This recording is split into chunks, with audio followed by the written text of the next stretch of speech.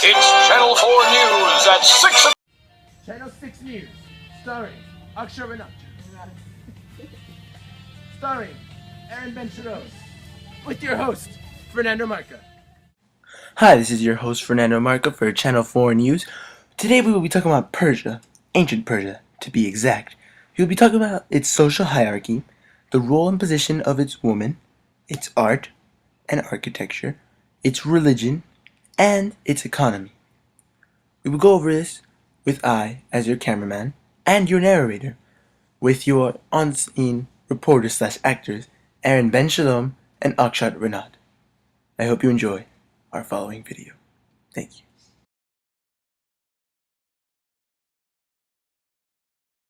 The king of Persia was the absolute ruler of the Persian state, of their empire. He, some like Xerxes I, was considered a god king. The Persian ruler, the king, and his family were the top of the social hierarchy. The king and his son. Second on the social hierarchy were priests and religious people. They believed in Zoroastrianism, which is a monotheistic, dualistic religion that believed in one creator who created only good, nothing evil. They were two different aspects and entities. Next, still in the same level, were the aristocrats. These people owned the majority of the land and rented out this land, including shops and estates. They would keep the rent high, which caused lower workers to have to combine their wages with their extended family in order to live.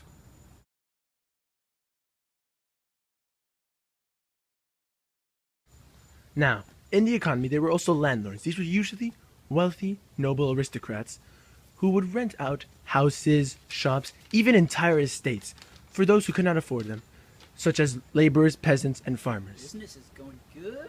Now, usually they would keep the rent very high as to maximize their profit.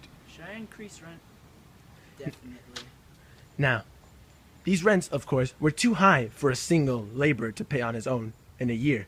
So, extended family would usually pool in their money together and live together as so they could pay off the immense rent.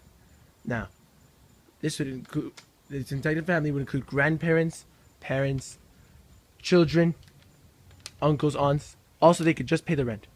Now, of course, the nobles and the aristocrats would benefit most off of this, as they are getting large sums of money, and as a cycle would go, they could buy one house or one plot of land, rent it out. With the money they gain from that, they can continue the cycle, buying more and more, until eventually they became even wealthier than they began. Third in the social hierarchy were soldiers. Every male under the age of 50 could be called upon in times of need or national emergencies. This ensured a strong military, but not a strong standing army. Now, only the Persians and the Medes could join the elite fighting group known as the Immortals, the most fearsome group in Asia. These were usually kept around 10,000 men. They were called the Immortals as when one of them was tired or killed, they would instantly be replaced. Fourth in our social hierarchy were traders. Traders traded and imported gold, bronze, turquoise, silver, lapis lazuli, and silk, both from land and sea. Those who sold it to them were usually craftsmen. Fifth on our social hierarchy. They would usually bargain for gold or pieces of pottery even. Now, the craftsmen solely lived on making things and products. Sixth on our list would be peasants. There are two types of peasants. Laborers, they were employed by the government to erect buildings, establish roads, dig irrigation canals, and improve city fortifications. If you were wealthy enough, like an aristocrat talked about in our second social hierarchy, you could own laborers for your own personal needs. Now, farmers were one of the most important jobs in Persia as they grew food. These crops included apricots, wheat, rice, artichoke, spinach, and citrus fruits.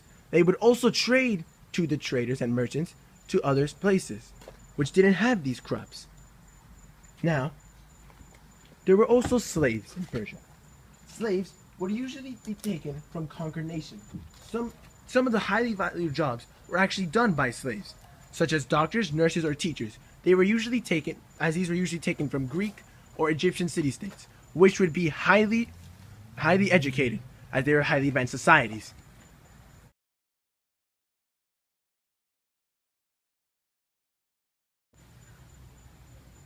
women were regarded higher because they could produce birth. Women received extra rations for being pregnant. The highest ranking females were called Arashara and received rations of wine and grains. Women of higher rank, like these, could own property. In this society, sons were preferred over daughters. Because it was a patriarchal society. Boy! Yes!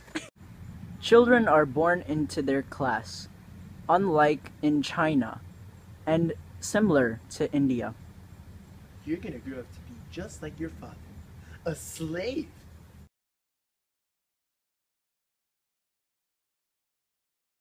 The ancient Persians had great architecture. Now, these were influenced by many cultures surrounding, such as Greece, Rome, Egypt. Now, they also had great works of art. Now, these works of art usually had comprised of gold, silver, bronze, and inlay. They also introduced silk. They would usually gather and meet and trade their artistic works. Now, after Alexander the Great conquered Persia, there was a blending of the Hellenistic and the Persian culture, which included the arts. No, wait. Today, we talk about Persia and its ancient civilization. We established their social hierarchy. Consists of 7, which is the king and his family, priests and aristocrats, military, traders like merchants, craftsmen, peasants, and slaves. These people were all born into their class. We also talk about the role and position of women, who were highly regarded for being able to give life, or children. They also had art. Their art was very profound. It was mixed with the Hellenistic and the Persian culture, due to Alexander the Great conquering Persia. They also follow the religion of Zoroastrianism, which is a monotheistic, dualistic religion that covers that there's one creator who created everything that was good. Evil is its own and separate entity. And with that, we conclude today's talk. I'm Fernando Marca from Channel 6 News.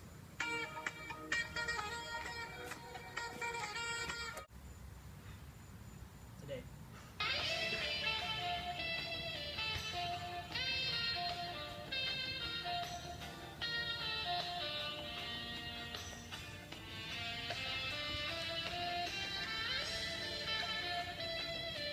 Thanks for watching.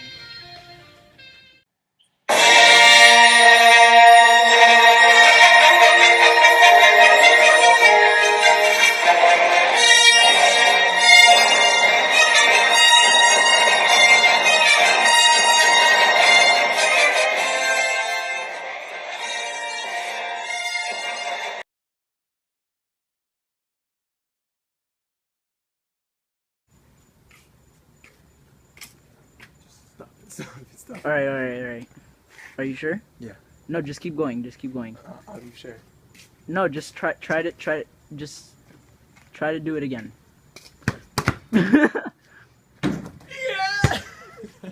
And dangerous. I don't know the song. Could be immortals, the elite fighting group of Asia. Usually, their numbers were capped at around 10,000. They had brutal training sessions and would train at young ages, usually fighting.